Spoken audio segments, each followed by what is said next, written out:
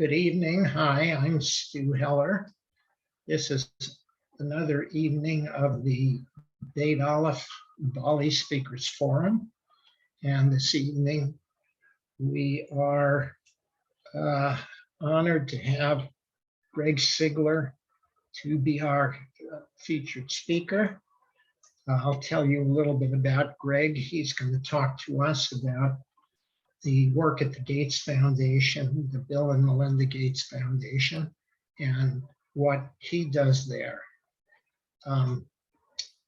Greg has worked for nearly 9 years at the foundation. He works in the Grants and Contracts Services Department. He supports programs and operations teams across the foundation in preparing and implementing agreements for the portfolio of complex investments. And I hope he explains to us what that means. Greg was born and raised in Pennsylvania with parents from Budapest. And he and his wife, Barbara, have 3 children who all have had their bar and bat mitzvahs with Rabbi Olivier at Beit Aleph. Greg is also a trustee and president of an organization called FIUTS, Foundation for International Understanding Through Students, a nonprofit organization located on the University of Washington campus, working to promote international understanding and cultural exchange. More information you can get if you want to ask Greg about it. He was of counsel with a law firm called Evan and Rosen, LLP, where he worked on advising nonprofit organizations and other entities on corporate tax, transactional matters. And he was an attorney consultant with Alaska Airlines for 3 years. We're going to turn it over to Greg now, and we're going to learn what I'm anxious to hear about, the Bill and Melinda Gates Foundation. Greg? Thank you, Stu. I hope you can hear me okay and see me okay. Yes. Yes, very good. All right. Well, good evening. Thank you for being here. It's a pleasure to be here. And looking forward to directing this talk in whatever direction interests you. I have a ready to go PowerPoint slide deck with probably too many slides in it. So I will be happy to present that, and we can, depending how the time goes, we can spend more or less time on any of it or cut out any parts we want. It is very polished because I didn't create it. It comes from the communications folks at the Gates Foundation, who they have professionals doing this kind of thing. So it's a slideshow that that I've given a number of times before, but never virtually like this. So not since before the pandemic. Hopefully it'll translate very well to this forum, this setting, but just so you know, that's what it is. I can add color all along the way or answer questions along the way because I have worked there a long time at this point. So I can hopefully help bring it from that sort of PR level down to what's my actual experience with these things, or what do I know or guess about whatever you want to hear about. The slides you will see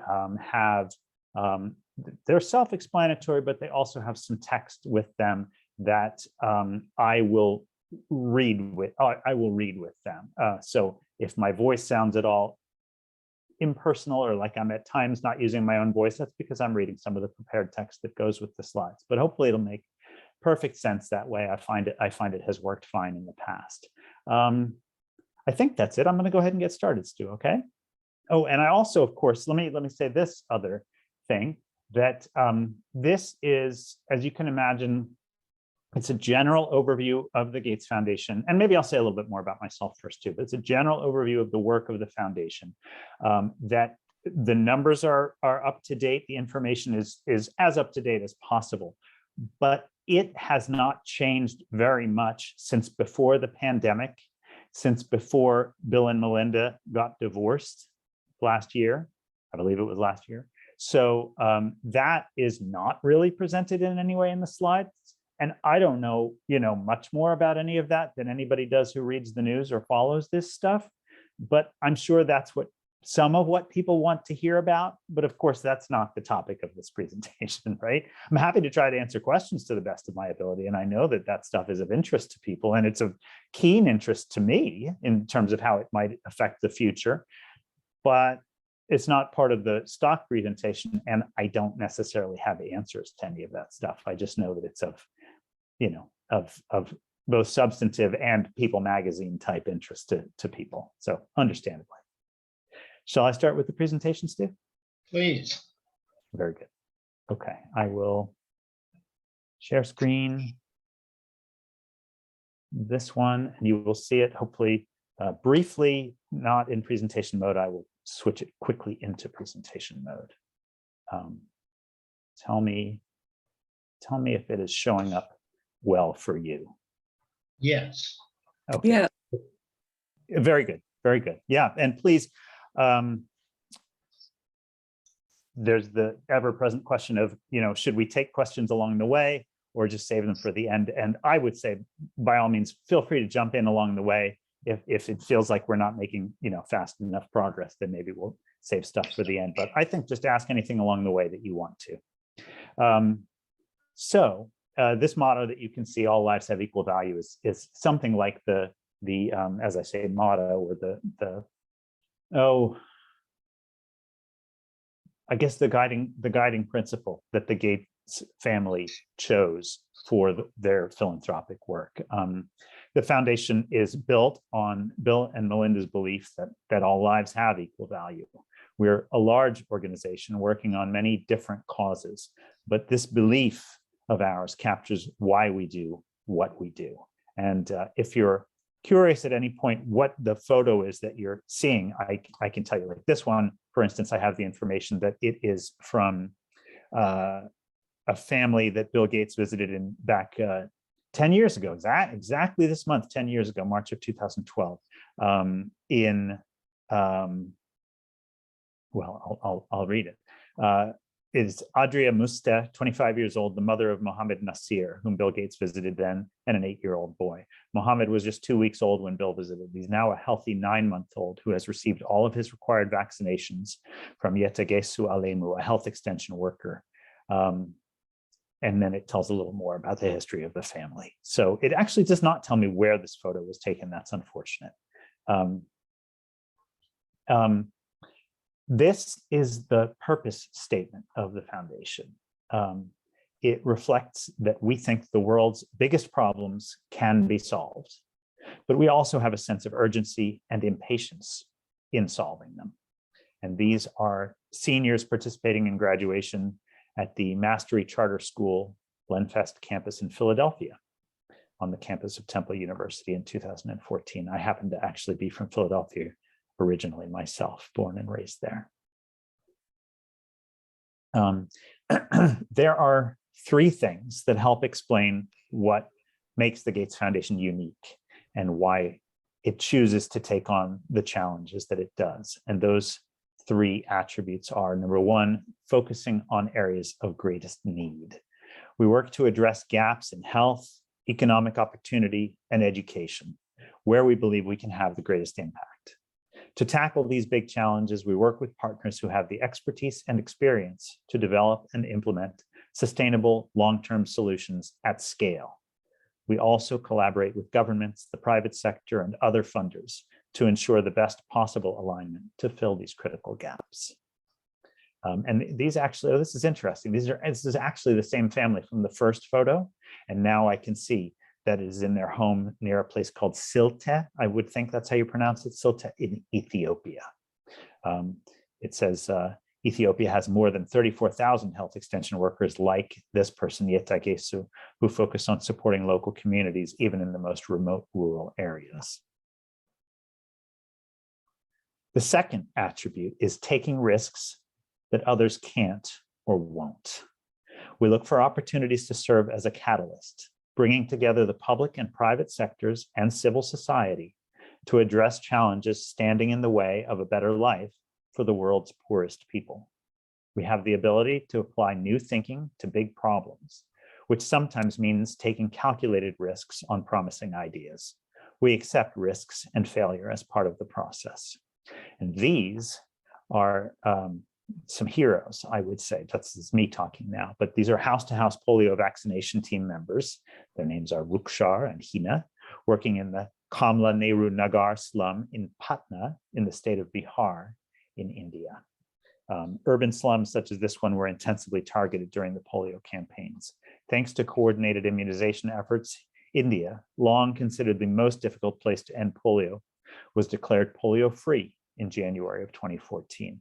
And the reason I say, again, now I'm jumping, the reason I say these are heroes, these workers were in India, as I just read, but this same work is still going on particularly in the border-ish region of, I hope I say this right, Western Pakistan and Eastern Afghanistan. And I hear about it, unfortunately, with some regularity in the news, that polio vaccination workers are killed for doing this work in Pakistan when they're just trying to go out and vaccinate children. But sometimes people have conspiracy theories about it, and these people are really doing heroic work, in my opinion. That was my editorial comment. And finally, the third one is making markets work for the poor, making markets work for the poor. Philanthropy can be a powerful way to ensure all people can benefit from advances in health and economic development. Using innovative financing mechanisms and guarantees, we work with the private sector to ease bottlenecks in the development and delivery of low-cost vaccines, drugs, and diagnostics to reduce the burden of infectious diseases in poor countries, or to reach women with the tools and technologies that enable them to thrive. We also invest in innovation to accelerate the development of proven technology solutions that improve teaching and learning. This photo is a researcher working on a bacterial culture at the microbiology lab in the Chaoyang Centers for Disease Control in Beijing, in China, in September of 2015. And I will speak to this one just to say that the team, Stu, you indicated that you might like to hear where I fit in all this. And of course I can explain. Why don't I do that right now? I work in a department, an operations department, meaning somewhat of an internally oriented department called Grants and Contract Services. I have a law degree, but it's not necessary to do the work that I do. Most of my colleagues who do the same work that I do not have law degrees. Some do, but most absolutely do not. And my job is to support certain groups. Right now, I have one team that I have supported for the past 3 years to help ultimately to help get money out the door, right? To help invest the foundation's money. And that can take a few different forms, but the classic and most common form is a grant, can be to all kinds of recipients. The other second most common is a contract, and the main difference being whether it's sort of intended to benefit the foundation and its strategy development or its operations or whatever, like a contract for services or goods. Those are contracts. Most of the charitable spending certainly to support projects, charitable projects out in the world, and also just sometimes general operating funds to support charities, those take the form of grants. And so the reason I thought about jumping in here to say that, and I've been in that department the whole time I've been there, the nearly 9 years or so, 8 or 9 years, but the group that I support currently is a global health team. I've supported others over the years, but it's a global health team called Integrated Development. A little hard to explain what they do specifically, and I myself don't have much of a science background. But the reason I bring it up is because I got to support a number of exciting investments in connection with coronavirus over the past 2 years. Like investments, for instance, to grants to Indian generic manufacturing companies, pharmaceutical manufacturing companies, to try to see if, like, these drugs that are developed by the Western pharmaceutical companies for shortening the treatment duration of COVID, or the disease duration, right? Like I believe Pfizer has one promising one, and Merck has the other one, if I remember correctly. The Pfizer one is more promising. But for instance, grants to Indian generic manufacturers to try to make versions of those drugs that would be cheaper for the developing world. Just as an example. I mean, that's an example of, one of a million, not a million, but hundreds and hundreds and hundreds of grants, thousands when you count other folks, of course. But an example of the kind of pretty exciting work that some of which I've gotten to support during the time of coronavirus. So I thought this would be a decent time to mention that. Yeah. Greg, a question. So, that picture we were just looking at is of some activity in China. Now, how is the Gates Foundation received in China? Coming in and spending money or directing research or whatever? I would think it would not be welcome. It's a great and complicated question. I have not been to our China office with the Gates Foundation, it'll be on one of the slides. But the Gates Foundation does have offices in a number of places around the world, including a significant office in Beijing. It has to my knowledge, it has a good relationship with the Chinese government, and is welcome there. But boy, your question is certainly a good one, both in terms of the relations with any country, and I'll speak to both of these, but the relations with any country, and then China itself. One is we also have 1 or 2 offices in India, for instance, and then several in Africa and in Europe, and I'll show you a map that shows where the offices are. But India, like China, and certainly like many other countries, you're absolutely right. They are, particularly India, actually, they're very wary of, supposedly beneficial, philanthropic, nonprofit money coming in from other countries, as frankly, honestly, the United States government or United States policy is as well, right? We have very many laws, for instance, and this sounds unrelated, but it's not unrelated, like laws around, foreign funding for our campaign work. It's not about campaign work in China or India mostly, but it is extreme skepticism and nationalism around, foreign influence, if you will, right? And the foreign influence in this case is us. So absolutely, there's lots of scrutiny, lots of eyes on it. And it's very important. The Gates Foundation spends a lot of money and time, including a lot of Bill and Melinda's personal time, trying to maintain good relationships with these governments so that it can carry out this work. China, okay, that's the general answer. Then China in particular is just an interesting case, not in terms of, I don't mean so much in terms of the government relations, but just in terms of the work, because often in this sector, I think the world is sort of divided into, right, like donor countries, the rich world, if you will, and recipient or beneficiary countries, right? Or there's probably a better term for that. China, as we all know, over the past, the Gates Foundation has existed for, about 20 years, depending on 21, 22 years, depending on what you give as the official starting date. But during that time, right, the office in Beijing was opened when China was thought of more as a country in need, right? And now China is transitioning to be, by some measures, certainly a much wealthier country, right? And so the nature of the office and the work of the Gates Foundation in China changes as well, right? Because there are certain kinds of development assistance and even health assistance that they no longer need, and rather that they can help contribute to themselves. So I don't want to pretend that I have expertise on this, but that's just a unique case of a country that has grown so much economically more powerful during the time we've been there. Does that help, Stu? A lot. Thank you. Okay. Please keep asking questions. This one, this slide, I want to stop and have you look at this for a minute, because it does give you an idea that we are talking about a big organization with a lot of money here. As you can see, these numbers, as you can see in the note at the bottom, are for 1 year, right? This is in 1 year. It's outrageous. I mean, it's wonderful, right? But it's crazy that this is in 1 year that that the Gates Foundation distributed, for instance, $5.8 billion in direct grantee support as listed there, right? That's the one that I just want to stop and look at that for a minute. I mean, its assets are in the, I don't even know currently, but it's something like, it was something like $50 billion prior to last year, let's say.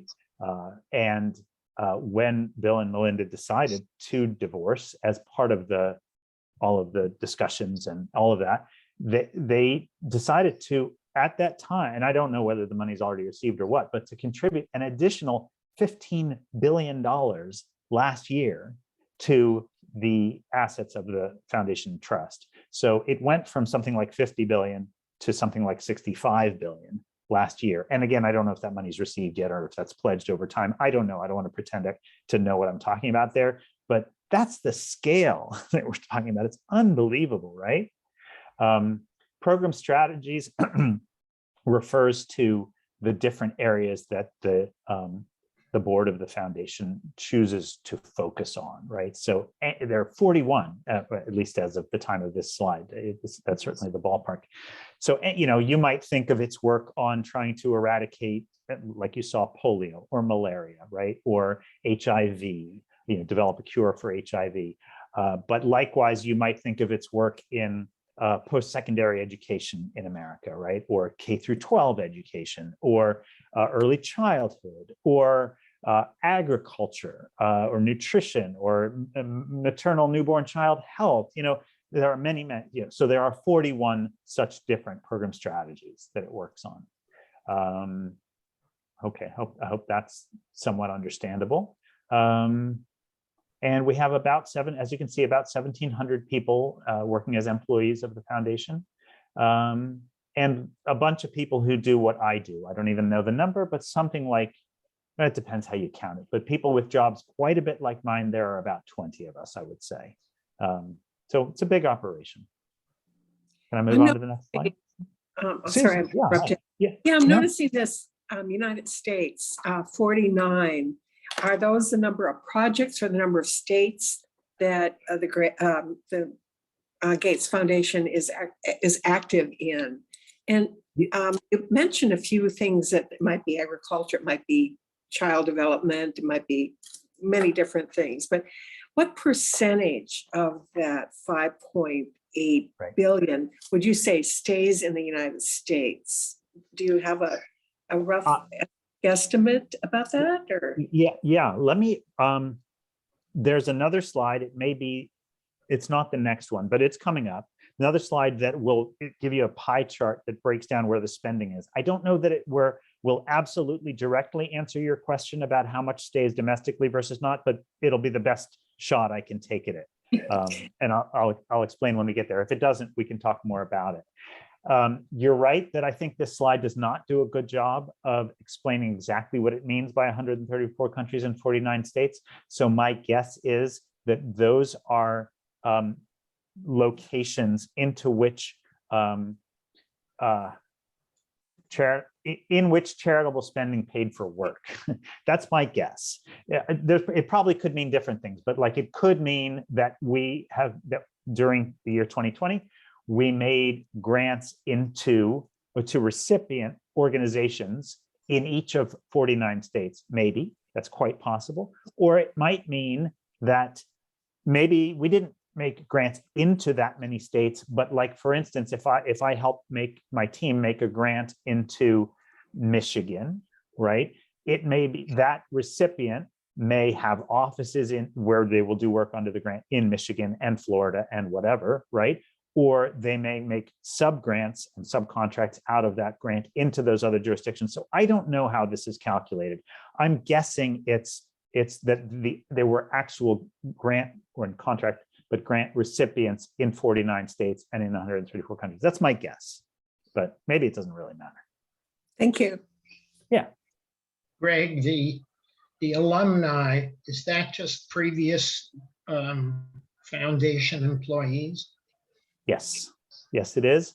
One of whom is our very own beloved Lowell Weiss, right? Yeah, who, and I'm pretty confident that if Lowell watches this presentation on it when it's recorded, he would find this all very familiar. Of course, the numbers will have grown and changed in the years since he worked there, which have been, because I don't think we overlapped. I think he was gone by the time I left. So he probably left there about 10 years ago. But I bet this would all still look very similar to him, although the numbers will have grown enormously and there's work in different areas, but that sort of the tone of it probably hasn't changed that much, but I'd be curious what he would say. Okay, thanks. I'm just seeing, yeah, hopefully I can, I'll pick up the pace a little bit. What kinds of investments do we make? I won't spend a lot of time on this slide. As I mentioned, yeah, I don't think I want to spend a lot of time on this. I mentioned that I work in particular on our two most common types of spending, which are grants and contracts. They would all, well, they would be, so it says we make three major kinds of investments: grants, and then direct charitable expenses. That would include grants, but include contracts as well. And then program related investments is something different. Those are, which I don't work on, those are more like, they can take a number of different shapes, but they can be things like buying equity in companies for charitable purposes, like a vaccine manufacturer, for instance, or many different kinds of companies that so there are more sophisticated people than me who work on those kinds of PRIs, as they call them. And I've only worked on them in an adjunct capacity. Our partners, grantees, oh, I'm sorry, I'm going to go back one slide just to see if I missed any text to go with that. Yeah, I did. So let me read that for you.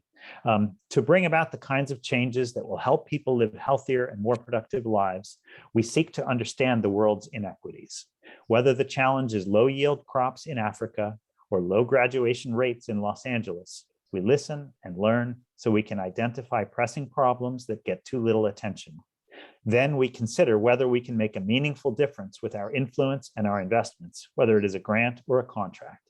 All of our strategies, more than 2 dozen, well, boy, this is out of date, more than 2 dozen across the foundation, it says, but it's more than 3 dozen now, as we know, have emerged through this process of identifying what we want to accomplish for people and where we can have the greatest impact.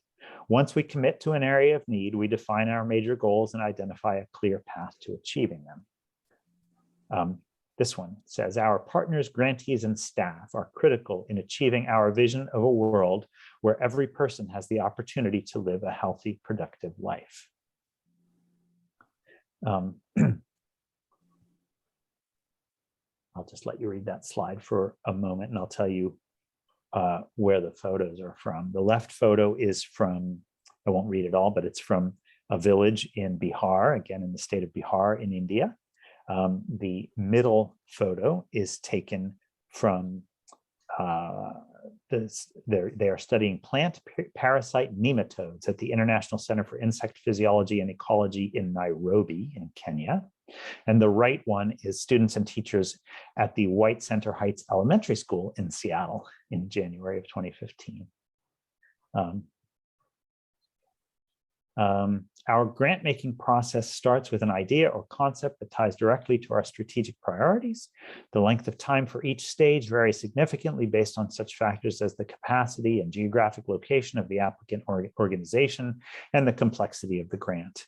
We engage with our grantees and partners in a spirit of trust, candid communication, and complete transparency, blah, blah, blah.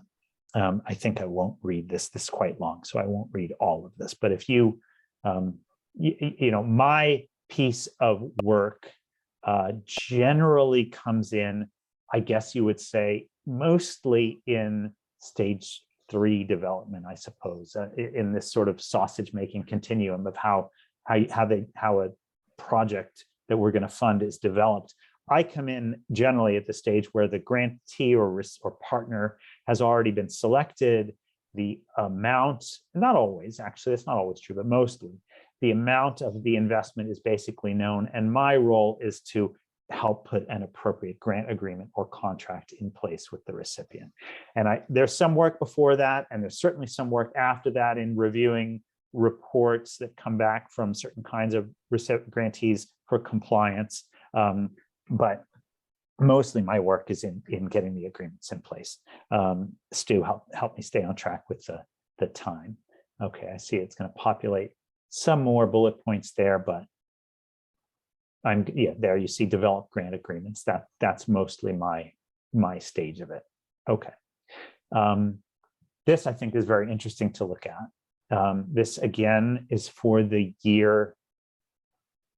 Well, no, let's see. So this is, it says total amount of grants paid through the year ended December 31st, 2020. So I think this is cumulative, is my guess. This is cumulative, including through the year 2020, so not through last year, 2021. I always find this slide very interesting to look at because it tells you a lot about priorities over time, in my opinion. And notice, well, I wonder, now I'm confused by the slide, but I think the numbers that you see on the bars just are what they obviously are what they are. Okay, just as figures are rounded to the nearest million. Okay, that makes sense. That makes sense. So I like this slide because I find that if you look at number 1 and 2 and 3 and 4 and 7 and probably 9 and 10. So the great majority here are all related to health. It's related to global health, right? And I'll show you in a minute or in a few minutes what the different areas are that the foundation works in. But global health is just one of the several divisions of the foundation. But I think this shows you that for Bill and Melinda, maybe mostly for Bill, over time, this is, I think, what really got him into this work, is trying to work on solvable disease problems. That's my opinion. United Negro College Fund there, number 6, obviously that's related to education. International Bank for Reconstruction and Development, that's better known as the World Bank, number 8. So that's more like development work.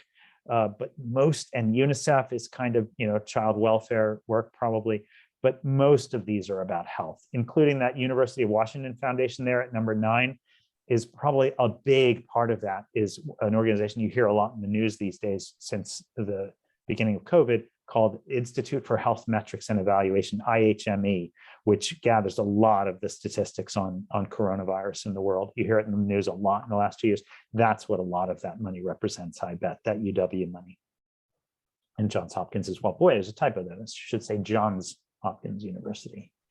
Okay, this is where our offices are located. The Seattle office is by far the largest, but the offices in DC and London and Beijing and Delhi are substantial. I don't know what's, so Seattle has, I'm going to guess, maybe well north of 1,000, probably north of 1,300, 1,400 is my guess in terms of employees, plus a lot of contractors. I'm going to make up numbers for these others, but DC and London and Beijing and Delhi, they probably each have somewhere like between 20 people and 100 people. So they're pretty substantial. Berlin is quite small. There's a headcount cap in Berlin for sure, for employment law reasons. It's something like just less than 10 people. And we have a second office, I believe, in India that's much smaller. It's not on the map. And then the 3 offices in Africa are also smaller, but they're being consolidated with Johannesburg sort of as the Africa headquarters these days. So the Johannesburg office might be a little bit bigger than the other 2. Oh, sorry, I should read this to you. Teams at our headquarters in Seattle, Washington work locally to end family homelessness. Actually, that program is being sunsetted, and boost early childhood education nationally to improve US education and reduce poverty, and globally to increase health and economic opportunities. The DC team, the Washington DC team, focuses on policy, advocacy, and communications with the US government, foreign governments, private donors, and nonprofit organizations. Our Europe teams in London and Berlin help governments and donors unlock more resources for health and development programs for the world's poor. Our Middle East team in London works with Middle East and North African governments, donors, organizations, and universities to support the region's expanding role in people's lives, in improving people's lives. Our teams in Ethiopia, Nigeria, and South Africa work with partners in more than 45 African countries.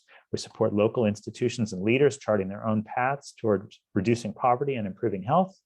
Our teams in New Delhi collaborate with the government, development partners, and community groups to reduce inequality and poverty for India's most vulnerable communities, especially women and children.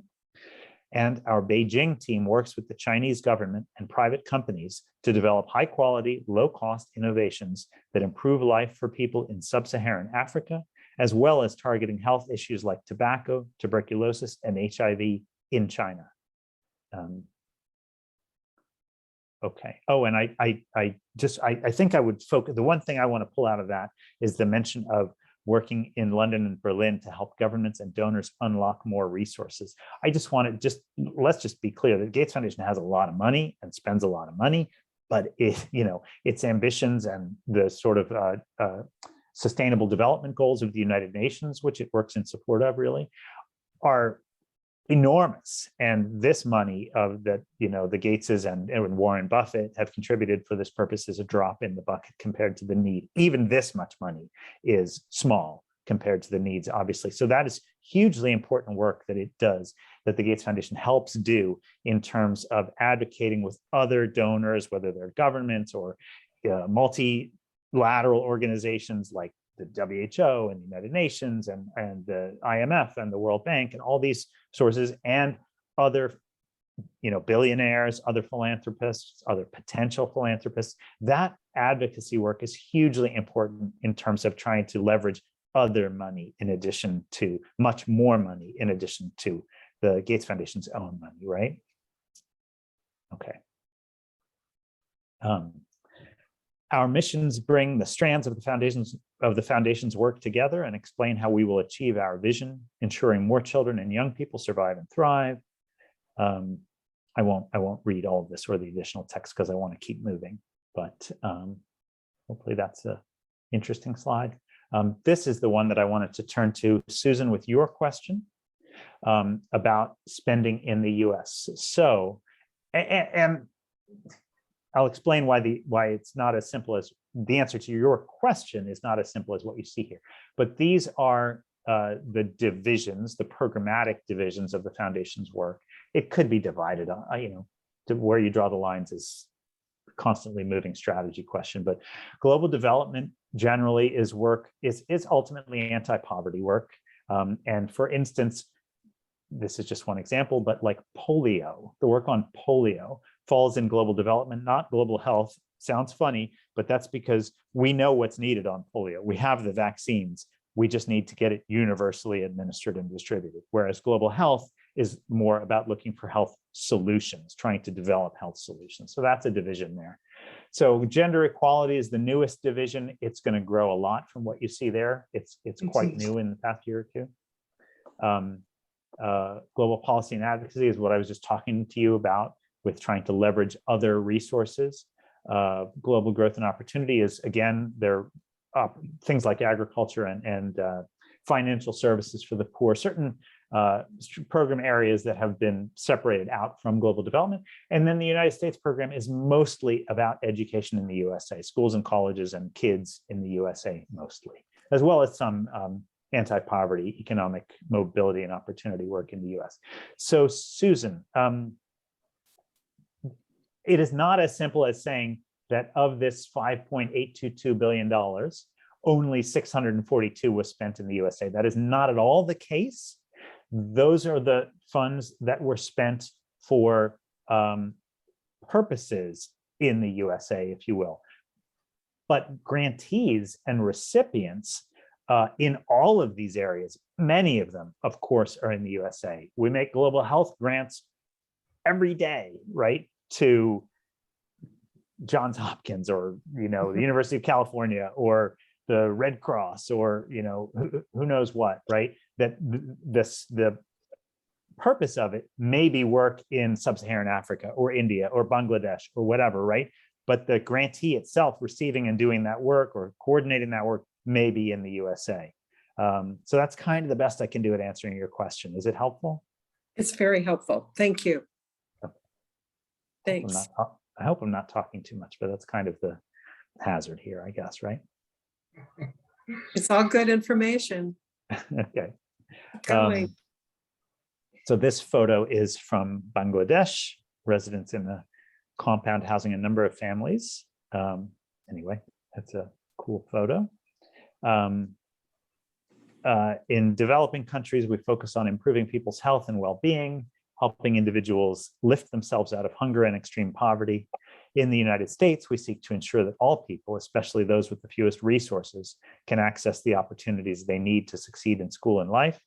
And there's a lot more to read here, but I won't read it all because of time. Every year, millions of people find ways to transition out of poverty by adopting new farming technologies, investing in new business opportunities, or finding new jobs. We know women and girls have a unique power to reshape societies. When you invest in a woman's health and empowerment, it has a ripple effect, helping families, communities, and countries achieve long-lasting benefits. Again, there's much more to read here about the areas of financial services for the poor, as I mentioned, agricultural development, family planning, post-secondary success, but I won't read all of that. We work with partners to provide effective vaccines, drugs, and diagnostics, and to develop innovative approaches to deliver health services to those who need it most. And we invest heavily in developing new vaccines to prevent infectious diseases that impose the greatest burden, whether it's in malaria or HIV, vaccine delivery, polio, and of course, coronavirus. We have grown to understand the importance of our voice and that of our partners in advocating strongly for our issues and the power of rallying more people to get involved. We partner with governments and the public and private sectors to foster greater public awareness of urgent global issues, such as, some interesting programs that are mentioned here. I'll move on a little bit. In Washington State, our local efforts grow out of Bill and Melinda's commitment to improve the lives of children and families here at home, where the foundation has its permanent headquarters and where the Gates family has lived for generations. Statewide, we are building an ecosystem that supports academic achievement from cradle to college. In Seattle, we focus deeply on the region, or closer to Seattle, we focus deeply on the region with the highest need. 7 school districts just south of Seattle, where race and income-based achievement gaps are severe, and just 1 in 4 students achieves a post-secondary degree. Similar to the country offices for the Foundation's global teams, we believe that integrated delivery of student supports, bringing together schools, housing, family engagement, and community-based summer and after-school learning, will narrow achievement gaps and improve outcomes for children facing challenges of poverty, trauma, homelessness, and racial or gender inequalities. And these photos are from a tutoring center in Seattle on the left, the home in the Greenbridge development in Seattle in the middle, and an automotive class at South Seattle College on the right. at the Gates Foundation, we're guided by 5 core values, but I won't spend more time on this slide right now. Well, I should give you a little more moment to see them. Optimism, collaboration, rigor, innovation, and inclusion. We hear those words a lot. Didn't mean to go past it too fast. Campus, once we're back on campus, which we're still not full-time, but when we are, I would be very happy to have any of you visit me there and show you around if that's of interest. But you don't need me to go to this place called the Discovery Center. It's kind of like a little museum, I hope you're aware of, at the foundation. It used to be called the Visitor Center. They changed the name to the Discovery Center. It says our Seattle campus includes a visitor center for the public. Admission is free. Visitors are invited to discover innovations and inventions that are helping to create a world where every person has the opportunity to live a healthy and productive life, immerse themselves in debates about education, health, and poverty, and take action on a cause that they care about. We also offer a rich array of programs and community events, educator resources, and school tours. Indeed, lots of school tours. And now the rest of these slides are more, and I'll go through them in either not or in as much detail as you want, but I think all of the remaining slides are getting down into sort of like org chart type information about the foundation. So we can spend time on it if you like or not. Noteworthy on this slide probably is that obviously you see Bill and Melinda at the top left there, and Mark Sussman, the CEO. Warren Buffett was a member of the board for the past, I don't know, 5 or 10 years. He stepped down from the board last year. And since Bill and Melinda are no longer even married, it's an unwieldy board to have all of these decisions fall in the hands of just 2 people who are in fact divorced. So they have added 3 additional people to the board so far, the 3 that you can see in the center of the top line. And then the rest are members of the executive leadership team. So I guess it's okay for me to move on. This gives you another cut at sort of, what the divisions are and who's in charge of them. I have worked in several of them over the years, probably half of them or something like that. Going to move on again. And then this drills down a little bit within each of the divisions. So I'll just go through them. I'll give you a couple seconds on each slide, if that's okay. So this is, and these are actually changing. Even just last week, actually, this changed. Certain programs, certain strategies were moved from global health and global development into the gender equality division, including family planning and the maternal, newborn, and child health. So this actually is growing even right now, because it's one of the newer divisions and it's just being ramped up, or it's the newest one, I should say. So global development, as you can see here, those 2 that I mentioned, family planning and MNCH from the middle there, are moving into gender equality, but that's inside baseball, right? Doesn't matter. Global growth and opportunity, again, has several of the divisions, several of the program strategies, I'm sorry. Global health, this is where I work. You can see, it's not where I work, but it's what I support. I'll show you where I work in a minute, but integrated development there towards the bottom right is the team that I support these days with my work. Then global policy and advocacy I used to support, so I know a lot about that. And then this is the United States oriented work.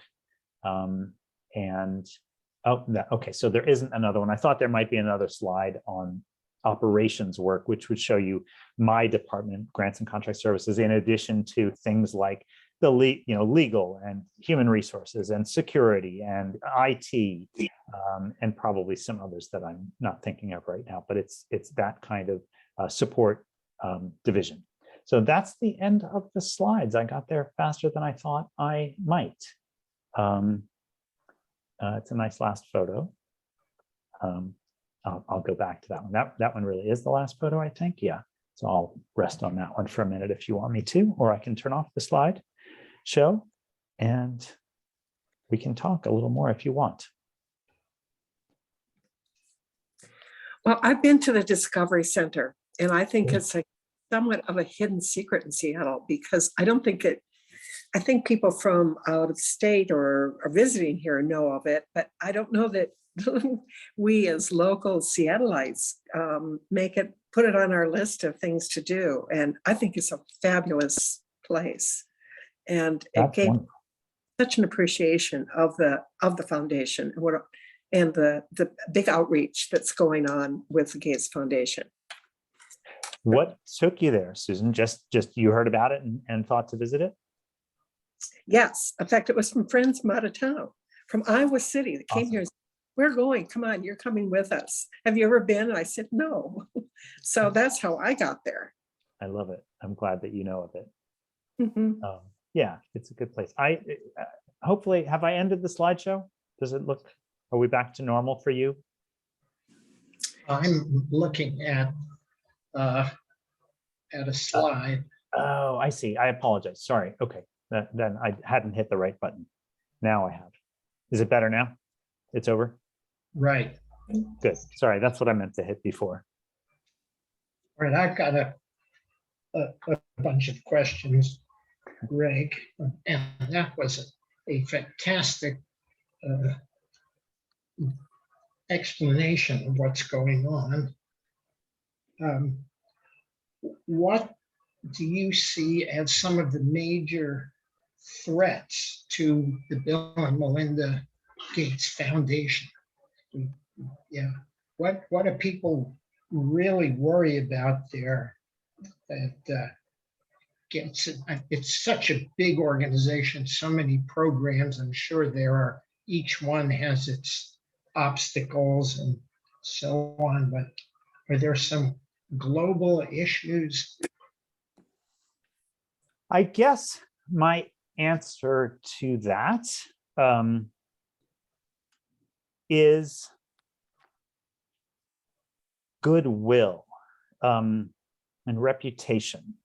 And that's why things like, I mean, it sounds funny, but, personal issues like the family divorcing, or whatever it is, can be really important. It's your question about China was right on this point. Reputation is kind of everything, right? Because if the Gates Foundation, and I don't think this is the case, I really hope it's not, but if it were to develop a negative reputation where governments don't want to work with it, other funders don't want to collaborate with it, recipients, believe it or not, might, if the money felt tainted in some way, that people didn't want to receive its support, its funding.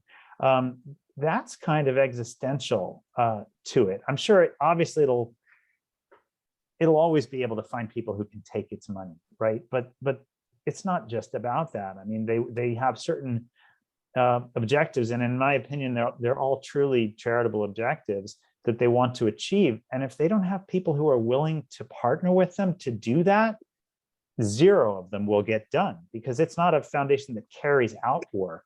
Generally, it's a private foundation. That's the tax classification of it, which the work of which is basically to fund other people to do work.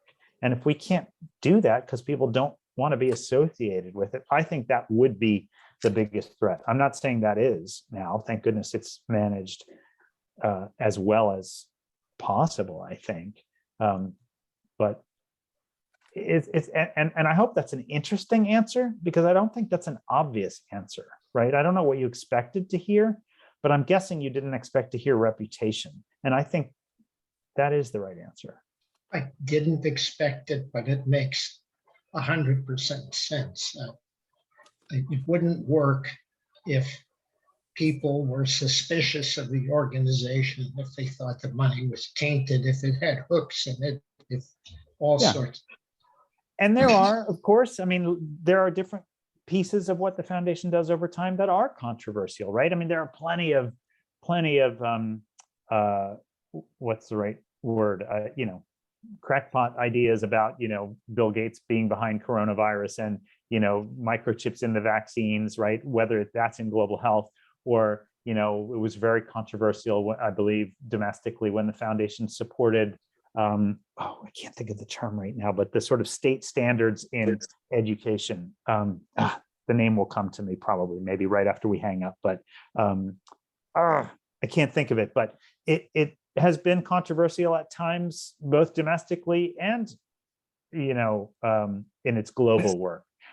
But we try hard, the foundation tries hard to maintain positive working relationships with all necessary partners, largely, governments including the US Congress, right? I mean, including our own governments, state governments and all of that. So it's really important.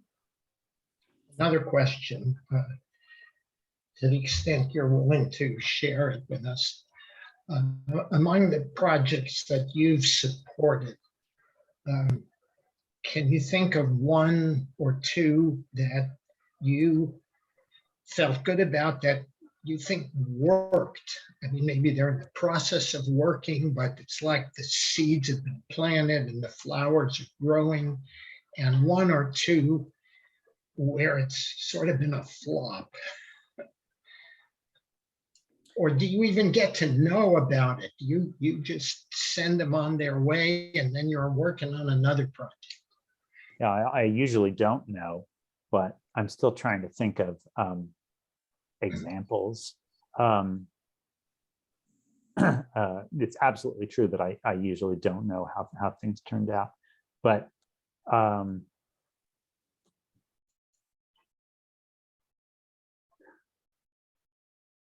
it's bad that nothing's, it's not nothing, but I mean, at different times over the years, I would have different examples that would come up. But what I think of the coronavirus stuff right now, and I know I mentioned the Indian manufacturers, but for instance, also just supporting clinical trials of coronavirus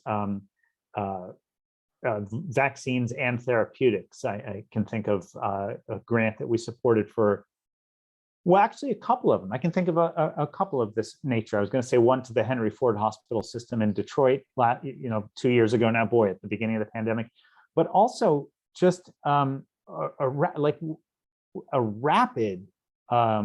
grant that we made to, we have there's a rapid grant making mechanism for small grants. Now, this is small by these sort of Gates Foundation standards, right? So I'm thinking like under $100,000, which of course to Bet Aleph or whatever would be, a godsend, right? But in the terms of the dollars that you saw, those are small grants. So when it's a grant for under $100,000 to an established public charity, so we don't have to worry about, is it a charitable recipient, is the project charitable, et cetera, we can make that very fast with just a very, very, very slimmed down proposal, like an email kind of a thing. And I remember making one towards the beginning of the pandemic too. I believe it was Evergreen Hospital in Kirkland for support of their COVID work. And if I remember correctly, that's the hospital in the USA where the first COVID cases were. And so that was kind of exciting that the head of the program I support had his contacts there, and we were able to support that hospital at that time. Yeah, so I don't know if those are good answers. I could probably come up with with much better answers, but that gives you some idea. Ones that have gone sideways, you ask, or at least ones that were maybe not that successful. They probably do come up pretty often, actually. I mean, hopefully my work or the type of work that I do isn't often unsuccessful in terms of, we're usually able to issue the grant or, enter into the contract. Sometimes negotiations fall apart if other parties don't want to meet agreement with us on the legal terms that we need or whatever, that can happen. But I think you're asking more about like a project that we funded where the project was not successful, where it didn't yield the results that the program staff, thought it would. I think those actually come up pretty often, because they're trying to, a lot of these things are experimental, whether it's a clinical trial where the drug flopped. I mean, this is not a good example, but I'll just go with the one that I said to you of these generic manufacturers in India. I worked on 2 grants last year to for-profit companies in India. Those are very complicated. In my world, those are very complicated, just a lot of steps to make, due diligence steps to make grants like that. And they were for generic manufacturer of molnupiravir, which is the Merck drug for coronavirus. which subsequently, to my lay understanding, was sort of eclipsed by Paxlovid, the Pfizer drug, which I think yielded better results in its trials than the Merck drug did. So, maybe that's an example of kind of a, especially in a thing like coronavirus moving so fast, they had to make best guesses as to what was going to work, and I'm sure half of their grants in coronavirus were for things that wound up not working, or let's check out, whether chloroquine works, or what were some of the other drugs, where it's like, well, what we found out was that the drug doesn't work. So I'm sure that happens a lot. Is that a helpful answer? Yes. And you did say that part of the foundation's mission is to take risks. Yeah. And some of them, it's a calculated risk. It may not work out. Okay. Unless I get interrupted, I've got another question. You work on contracts, and these, I'm sure, are complicated contracts, but how can you enforce a contract like that? How can you enforce contract? Our contracts are pretty much like anybody else's contracts. Our grants are different in the sense that, a grant we generally issue with a grant agreement, right? The recipient signs it and agrees to send us certain reports and so forth, and which is a form of a contract, but we don't call it a contract. We just call it a grant agreement.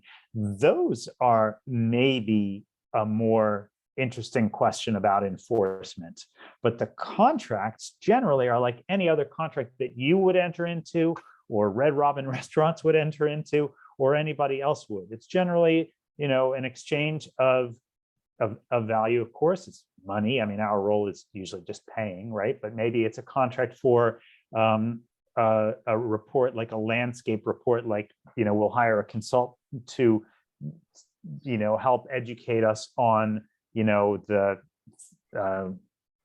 mobile money providers in Tanzania or something, I'm making something up, right? But whatever it is, we're paying money to get something back. It could be that we're buying goods, or it could be that we're buying services or report or whatever, but that's like any other contract, right? Where we're just exchanging value for services, and we can enforce it. Or actually, the enforcement mechanism with a contract, one of the big differences between grants and contracts is that grants are paid upfront.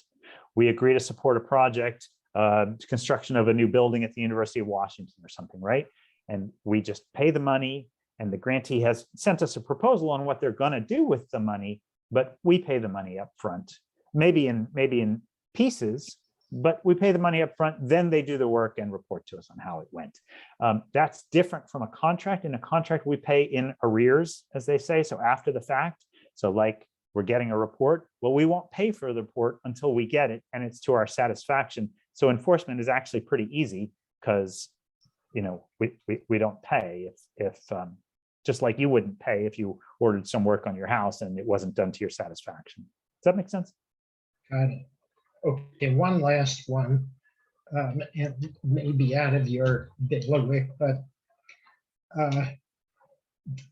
have you got any information or opinion on, I think the Gates Foundation funds charter schools. And I'm wondering, I know that their mere existence has been somewhat controversial. Are they better at educating students in general, a certain category of students? Do they pull away students from public schools, so on?